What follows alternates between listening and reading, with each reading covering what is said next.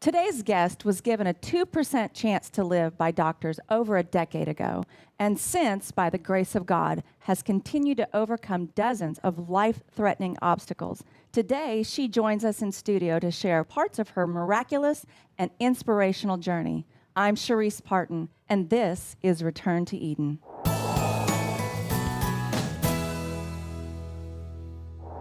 Welcome, everyone. Thank you for joining us. I'm so excited for the show today. We have two very exceptional guests in the Return to Eden studio. He's a board-certified holistic health practitioner, a professional fitness and nutrition specialist, COO, and host of Skywatch TV, Jo Horn. Hi, Sharice. Welcome. Very exciting.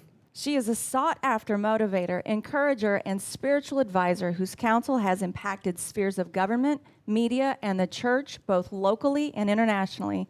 She's a cancer survivor who has overcome many health obstacles, including losing over 200 pounds through diet and lifestyle changes.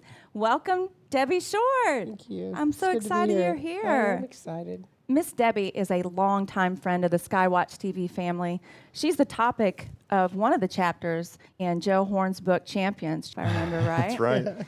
You've been a prayer partner with us for several years, Whispering Ponies volunteer. You've been on a few shows in the past, which has been incredible. Welcome to Return to Eden. I'm excited that you're on this set now. Too. So some of you viewers might recognize her from some of the past shows. So That's right. Really excited to have her. Miss Debbie is determined to reverse disease and reclaim her health, as she puts it, one act of obedience at a time, and is here in hopes to inspire others to do the same. Debbie, you've been on a journey for quite some time. A long time. And you've had some significant challenges that have come up. When was the beginning of that for you? In contemplating that, if I look back, I was probably about 18 or 19. I started eating lunch at fast food restaurants. And I used to eat like the smallest burger or one taco and a small drink. And then it was kind of like, I think I'll eat two today. And it was like, I think I'll add this and add this. And volume started increasing and my weight started going up. And I got married young. I was 19. But I weighed like 100. I remember weighing 195. And I'd gone from like a 160 range to that. And I wanted to do everything I could because I was getting married to lose that weight. Sure. And I had no idea what to do. You know, you asked for help. And it was a different time nutritionally, too. Well, and it was a different time back in the 70s. The largest clothing in a store was a size 16 or an 18, which now they go up to 6X, 8X. Right. You know, and so... And well, I even just the portion sizes. I mean, you can see where cups in the 60s, this was a large, and then today you're not even like a little kid's serious if it's not this massive 76-ounce thing. Yeah. So, yeah. Yeah, and so that's when I can look back to some of that starting and developing bad habits. Sure. You know, and just, I don't know how foods were back then, but I know later there were things that made you want more, you know, and it wasn't satiating. Gotcha. Yeah. I know in some of the conversations that we've had, you know, adolescence is, for nearly everybody, a really difficult time, maybe more so for girls than guys. I'm not sure. I'm a girl, so I can speak from that, you know, perspective. Back during your adolescence, did you know that there was a calling on your life? I was getting inklings of it. Yes. At 16, my family was going through a really horrific divorce, and I begged my mom to take us to church. My parents were both backslidden. One was Methodist, one was Baptist, and they were like, you know, God didn't work for us, you know. And so I was begging my parents while they were going through things, why don't we go to church? Because I saw my grandparents on both sides. And whatever they had, I wanted. Sure. You know, and so my mom brought me a big family Bible about this big. She threw it in my lap and she said, The look, tabletop Bible. read it. Yeah. If you got any questions, ask me. I know all about it. But, you know, you'll find your answers in here. And so I took that Bible in my bedroom and I don't recommend this normally to people, but I took it and I closed it and I said, if you're real, show me. And I would say, I don't care if I have honor. I don't care if I have respect. Familiar. I don't care if I have money. I don't care if I have this. But if somebody comes to me and wants to know about you so you can help them, then please give me wisdom and knowledge that I can teach your people. Yeah. And so I flipped it, rolled it. I didn't know anything about it anyway. Right, exactly. But I wanted to be whatever I pointed to be my answer. You show me you're real. And so I did that, and I pointed into Chronicles, and it said, because you have not asked for riches or wealth, or you've not asked for honor before men, but you've asked me for wisdom and knowledge, I'm going to grant you these things. I had a highlighter ready. Well, back then it would have been like a Sharpie or magic marker. Circled it, dated it, put my age, and I said, I knew you were real. That's so special. So I expected that if I asked for that wisdom and knowledge, he was going to give it to me. Absolutely. And then the teenage years hit, That's tough. you know? And, Oh, yeah. and everything in there just pointed the opposite. I mean, I Sure. felt like it was every obstacle to stop you from growing. That's so tough. That is so tough. You know, the things that you know the Lord brought you through when you were younger, did it, you know, strengthen your resolve back then to seek a healthier lifestyle? I don't think I thought about lifestyle back then. Yeah. Wow. I don't think I thought about health back then. Mm-hmm. When you're young, you're just like, now I'm going Oh, to have yeah. me tooth and Oh, burgers. yeah. Absolutely. Yeah. In fact, I think I'll add a third. Oh, well, I'll add a fish that's very sandwich true. with it. I mean, Right. No, yeah, we've mean- talked about that. And because you're young enough, for most people, your body kind of deals with it. right. So you might see the fact that you don't look the same as you did the year before, but you don't know that you feel a lot different, and it's so intravenous, the decline. Right. And for so many, by the time you realize, oh my gosh, I've been totally arrested by health problems, Yeah. it was this tiny, you know, like you said, Incremental. you know, one decision at a time, it's Right. incremental decline. Yeah. Well, and back in the 70s, you know, I'm talking 76, 77, 75, there weren't a lot of overweight people, at least in my mind. no. They Yeah. didn't even have clothing in the stores to support that. We've had that discussion, you know, where if you Google, you know, Venice Beach or some beach back in the, 40s, 50s, whatever, the pictures then or even the 70s to what you would see now, it's such a drastic shift. I mean, dramatic change. Yeah. And I just got to lead the way with being overweight back then. Yay, you know. Right. But That's I tough. remember being at 16 and getting ready to go to a New Year's Eve party. And we went shopping. And I was never a shopper as a kid. I'm not that much of a shopper now. And we were going to look for an outfit for me for New Year's Eve. I had a date, Oh, wow. you know, and I'm The excitement I'm like, of that. not in the teenage sizes, you know, and then you go to the women's sizes. And even in the women's size, I couldn't find something to wear. And my stepmother at the time, you know, she was like, this is embarrassing. We can't find something for you. And so we finally find this oversized sweater kind of. And I went, but that was the first time that I think I really felt shame, you know, that I wasn't like everybody else. And nobody ever told me that it's okay that you're unique, Absolutely. that you're, you know, in my mind, I was weird. And so those are some of the lessons that started coming even back then. You're fearfully and wonderfully Sure. made. You're unique. You're not Right. weird. You know. Absolutely. But a lot of people, when they feel that way, they'll actually turn to something like food because it's the one thing they can control that gives them Absolutely. comfort and temporary There you pleasure go. or whatever. Right, And that right. actually, oftentimes, even being pounded by people that care about you, you know, you've got to make decisions differently. You've got to stop eating. You've got to do whatever. I just personally have known so many people that psychology fails. Because, you know, they're already overwhelmed, they're already Right. dealing with challenges, and so they're going to turn to the one thing they can control, which just makes it worse. And it's sort Right. of circular, It's circular. thinking and compounds things. Well, and then it makes you even want to sneak Oh, right. and hide. No. I get that. I mean, you know, 100%. Yeah. Yeah. I get Because you're that. embarrassed, right? right. You Right. don't want anybody to know you're eating, so then See, you get up that's the and difference between us because I was 75 pounds heavier than I am now, totally indifferent, totally agnostic to what people thought of me or whatever, which is also its own kind of danger, you know. But Right. binge eating peanut butter until 1 a.m. to Netflix just because I felt like it and not having a clue that it was ruining my body, right. Yeah. you know. Well, even the education that's given, you know, like you were talking about not understanding about things back then. Right. They weren't really into. We didn't have an obesity epidemic back then, Right. you know, and so I don't know why I chose that particular thing, but I guess it was better. You know, there's I call them sins of compulsion. You got alcoholism, drugs, overeating. You know, Right. the Bible talks about being a glutton. I didn't know that. I didn't have any education in Right. that kind of thing. You're absolutely right. You know, and so you start drawing on something that's comforting to you Sure. emotionally. Absolutely. And, you know, home life was a wreck. I've even remembered, you know, as we've contemplated talking, and when you and I were talking, my mother was raised on a farm, but she had to take care of the children. So she resented really cooking meals and doing things like that. wow. And so we might have a couple meals a day, or we'd give ourselves cereal in the morning. And of course, I didn't want Cheerios. I wanted the sugary things, Right, you know. right, and, absolutely. You know, and later on, if my mom didn't feel like fixing supper, we'd be going, we're hungry.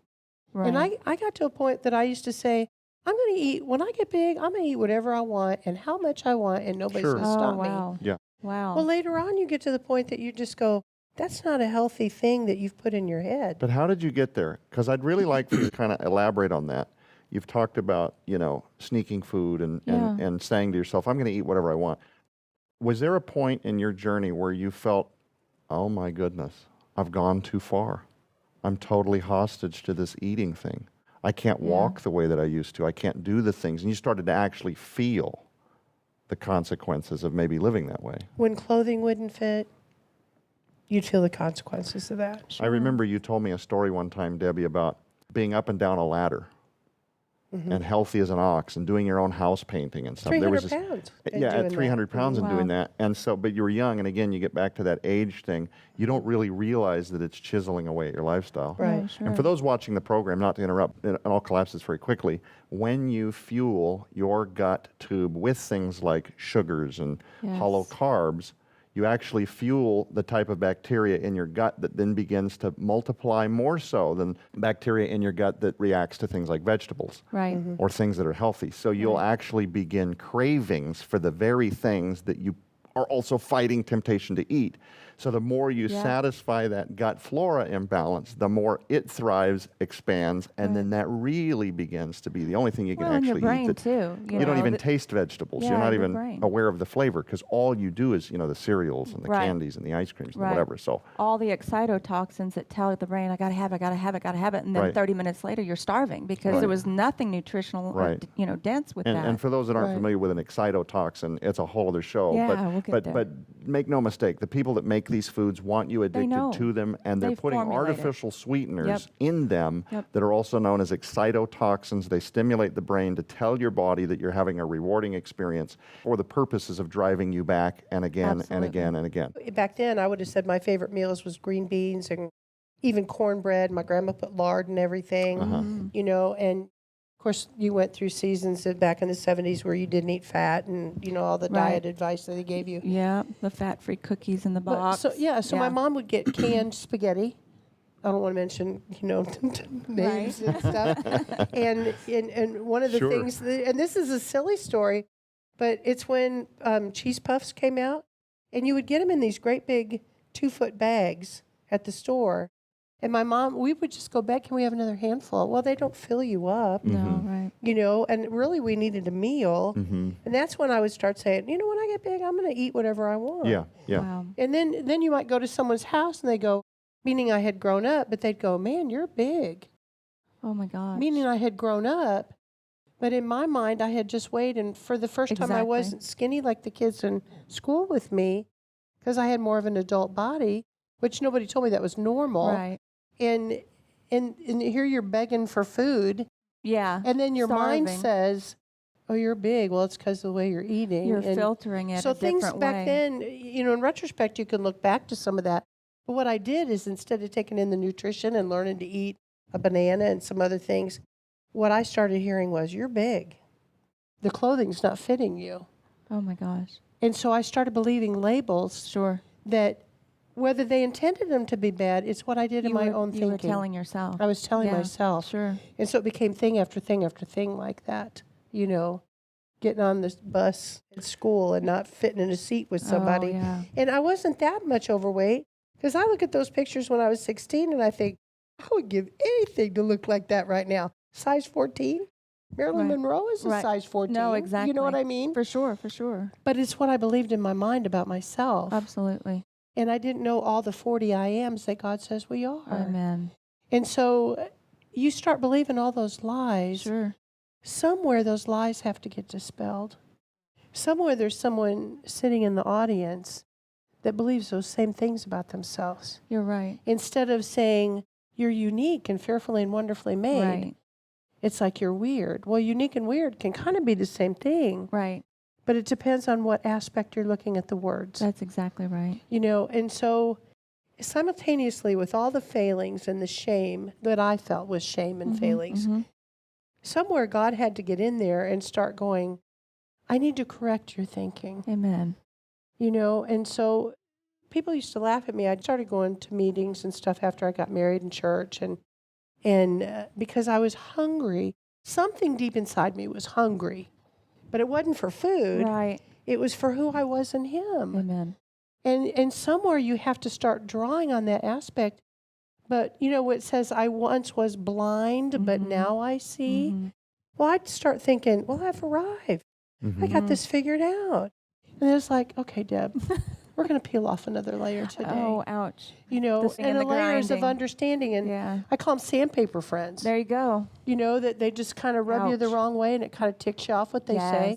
But they're teaching you truth. I think about it as a pearl because a pearl Yes. is formed because of an irritant in the shell. Right. So I Right. try to filter that. Right. No, with that. Debbie, were there times where you identified the need for change and would go about a season of eating differently or something like that, and then feel later on like you had caved or failed or collapsed or returned back to the temptations or things like that? Because I know that there's people watching this show. For sure. They're hanging on to every word because they're waiting for the part of the program where you're going to reveal the secret trick that you've Right. used, The magic. you know, for the 200 pounds Yep. that you've lost. Yep. And they're probably also still wondering at the onset of the program, you talked about a doctor that gave you a 2% chance to live. Right. Like, we're trying, folks, to get through this.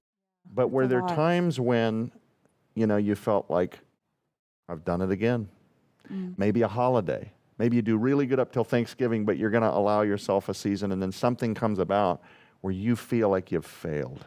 Because that is so intrinsic to so many of Oh, the yeah. journeys that all of us have been on. I, like an addict, and I never thought of myself as an addict until years and years and years later. But I would get so frustrated. I was always telling God, I'm sorry, I failed again today. I blew it again. I couldn't even get through 24 hours sometimes. Wow. You know, if not doing something to feel like I was comforting myself. And I don't even know that I looked at food then as a comfort. It was a pattern of habit that developed that it comforted me, but I did it out of survival mode, I Sure. think. You know, that's the only way I can explain it right now, is you just develop how you're sustaining life. But it was Right. it was through the emotions of a horrific divorce in my family. Right. It was through wanting parents to be what they needed to be in their life to me. And a lot Right. of times I was an adult I was babysitting my brother and sister while my parents ran around at 7 and 8 years old, Goodness. standing on a chair to cook. We didn't have microwaves back then. You didn't have phones cell phones to call and check and see if everything was okay. And standing on the stove and cooking for my brother and sister. That's a And my lot. brother was a baby. That's a lot. I look at a 10-year-old right now and I think, There's no way. there's just no way that No. you give that child that responsibility. My father would call from work and say, how is everything going? Well, one day he called home and I'd put a Pyrex bowl, you know, that you can Oh, yeah. bake in. Yeah, yeah. Back then they were like green and yellow and all Yep, the weird yep. colors, you know. It had a corn casserole in it. And my mom said, just, you know, eat this. Not heat it. Well, I didn't heat it up. I was spooning it to the kids. And I thought, well, I want hot food. So I thought, well, I'll put it up on the burner. And Oh, I my turned the goodness. burner on underneath it. Well, it exploded. Yep.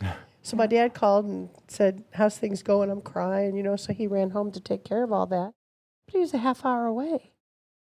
And I was Goodness. 7, 8, 9, 10 years old, you know, during those times. That kind of sets you Well, up. what I'm be trying very to point out is anxious. just the emotional things that Absolutely. the responsibility I took on at a very young age.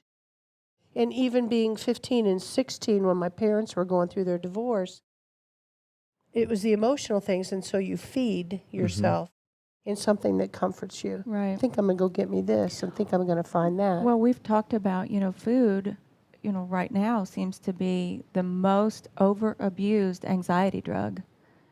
Right. And that's sad, but it's, you think Absolutely. I'm not, shooting up with a needle. Right. I'm not Right. getting a pharmacological and, Right. taking this or taking that. I'm just having a bowl of macaroni and cheese. Right. I mean, honestly. No, seriously. Yeah. I even went through, there was a lot of substance abuse in my family, alcohol in particular, back in the 70s and with the adults that were around me. And I thought, I'm not doing that. My parents smoked, they drank coffee, and I said, I am never doing that. Yeah. And I've never smoked and I've never drank coffee. I haven't even tasted coffee, truthfully, Yeah. because I hated that smell in the morning, that combination. Sure. All the drapes are closed, the house is full of the fog. Yeah. They got one cigarette burning here, one in the other room. Goodness. And I'm like, so I made judgment Wrote on calls. your slate Yeah, of your soul. but I never thought overeating. It's like I Right. traded the compulsion. And so I still probably developed habits from what I saw. Sure. Sure. I just didn't understand it was bad. you applied it Because to you got to food, right. eat. Yeah, right. You got to Yeah. eat, Right. you know. So, Miss Debbie, we opened the show by telling the viewers that at one point, the doctors gave you like less than a 2% chance to live. What was that rock bottom, I call it, you have to reach up to touch rock bottom kind of moment for you? I ended up in a state of disease that I had endometrial cancer. My uterus was full. I mean, and I've medical documentation Sure. saying that it was the size of about a 7-month-old baby or a basketball. And I kept telling them I felt like I was laying on a ball. And they'd look at me and they'd go, well, duh. And they'd just look at my outward. And I'm crying out for help saying something's and wrong. not taking you. Right. Right. And so it wasn't until I really started hemorrhaging humongous kiwi-sized clots that my husband said, you are going to the doctor today. And when I went in there, they told me I had cancer. Oh, my gosh. And in fact, it was so full they couldn't even get up in there and look around, Oh. And I found out on the phone, and my husband was out mowing, and the doctor said, I want you to come in. I go, look, I already know there's an issue, so just tell me. And I wrote it down. At that point, I probably weighed, I'm going to say probably around 480. My goodness. And I didn't, and if you would have asked me how much I weighed, I would have said about 350. And I had someone challenge me. And I went to the hospital after I was getting sick, and they took me upstairs and weighed me in a bed. And I weighed, because the beds weigh. It was the only thing that would weigh me. I couldn't Yeah. get on a scale at Right, home, right. And I thought mine was broken. I just didn't know it didn't go that high. But anyway, denial. Right. And so I found out when they weighed me in the bed, I weighed 457 pounds. I'll never forget that number. Wow. And I just thought, how did this get that bad? Right. And so when I ended up going to several sets of doctors, the first one told me, he said, what's going on in you is so bad, I can't even physically handle it. That they've Debbie, called somebody in Springfield and set up a team like for me. a specialist or Right. someone. And I had that- to wait 2 weeks for that appointment. Oh, the time that you waited, I can only imagine, going. Where your imagination Yes. goes. Oh, yeah. I mean, Theater of the mind I just really went to the goes- point that said, all I can do is just bury myself in you. Was he the And trust doctor in that you. put a number on it, though, and said, or was No, that it the was the surgeon? second one, the surgeon. Gotcha. When I went to the surgeon told me, he said, what you've got going on with you is going to take a team of people and probably 15 hours worth of surgery. Oh my goodness. He said, if we can even pull you through it. I said, so what are we looking at? And he said, if I can even pull you through the surgery, 2% chance to live. He said, and if I can get you through the next 15 days, and I But said, well, I'm not doing this. I was going to say, because he didn't know that you're a fighter, though. No, and so I stood up this and I is one said, of- I'm done. That's one of my favorite parts of the story is, Yeah. she just refused to receive the Right. label. I always absolutely. say I'm not going to this party. Yeah. You know. Yeah. Don't speak that And over so me. and Chuck was the one. He goes, "You need to sit down. We got to talk this through." Because you were going to leave, right? I was out the door. Yeah, See? I Yeah, was now, out Chuck- the door. Chuck- Like he would disappear. Right, yeah. You know. Chuck, Chuck, your it's just husband, Uh-huh. starts telling you, you got to calm down. You know, this is very serious. You got to listen to the doctor. Right. So I told Wow. the doctor, I said, now, me who couldn't get through 24 hours, me who couldn't lose weight when I just needed to lose 50 pounds, now I'm over 450, now I'm going to say 457 because that's what showed medically Right, right. at the hospital. I needed to lose weight to even to have surgery. And I'm like, I couldn't even lose enough weight to anything before. Right. Why didn't I lose weight when I was 195 pounds and get back down when it was just 30, 40 pounds to lose? Right. So I'm telling the doctor, I'm going to go lose weight. And he goes, okay, what are you going to do? And I said, I'm going to get in the pool and run. So I got in the pool and ran for 3 weeks. I ran 3 hours a day in the pool. Oh my gosh. And I dropped weight. And I got down to about, I think when I had surgery, I weighed about 390 pounds Oh is my what's in the gosh. medical records. That's from memory. That's been 2005. So I'd lost a little bit, and I was really proud of that weight. Sure. In my mind, I probably thought I weighed like 220 pounds because it's a mind game through Right. everything that Oh, you're sure, playing. for sure. And so then they had me going to my doctor and getting ready for surgery, making sure blood work was in Right. order. And then the time came that the surgery, it was either the surgery had to be scheduled or the cancer was going to get me. Oh my goodness. And so we scheduled the surgery, and I had a lot of people come to the hospital, and I went to an anesthesiologist just the day before the surgery. He's looking at the paperwork, and he goes, my God, he goes, do you know what's going on with you? And I go, yeah. And he goes, is all your paperwork in order? I said, yes. He goes, you got a will and everything, and you said goodbye to your family? And I go, and I just looked at him, I said, are you any good at your job? Oh, snap. And the nurse is standing behind me going, That's hilarious. and he goes, well, yeah. And I said, are you going to be in charge of this? And he goes, we got to have a team of people. And I said, well, if you're not the best, then you better find out who is, because you need to know this about me. I plan on living. We're going to have to cut right there for Okay. today. There's just so much that we want We to. haven't even gotten No, started. we haven't even scratched anything. So, we want you to come back. Okay. We'll do another show with Be you. delighted to. We're so excited to have you. And I We think that want to spend some time the next viewers- week, too, really getting into what you've done since that have then yielded these wonderful Absolutely. results and such an Strides. uptick. We haven't even gotten into your cardiovascular challenges. Right. So much ahead. Yeah, absolutely. So next time, folks, you need to join us again. I'm Sharice Parton. Live better, eat better, feel better.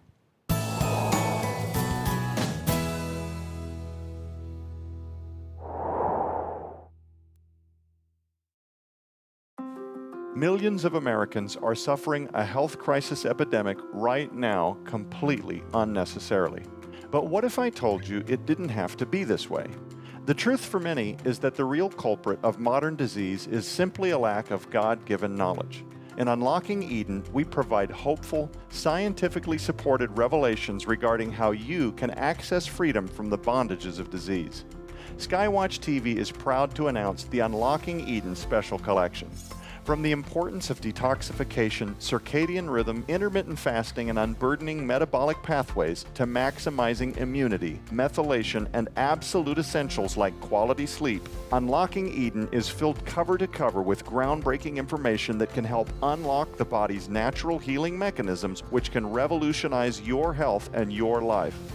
In this incredible special collection from Skywatch TV, you'll also receive the Unlocking Eden Companion DVD, featuring the entire 4-week television series on Unlocking Eden and special content with my co-author Daniel Beltonai on securing some of nature's most powerful antiviral nutrition during seasons of virus, flu, and so much more.